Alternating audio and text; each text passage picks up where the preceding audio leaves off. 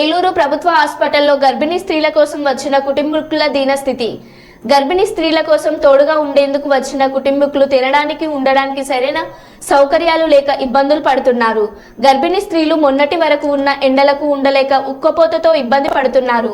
అనగానే వెంటనే స్పందించి కొత్త ఏసీలను ఏర్పాటు చేసిన జిల్లా కలెక్టర్ ప్రసన్న వెంకటేష్ ఈ విషయంలో కూడా శ్రద్ధ తీసుకొని వారికి సరైన ఏర్పాట్లు చేస్తారని ప్రజలు కోరుకుంటున్నారు.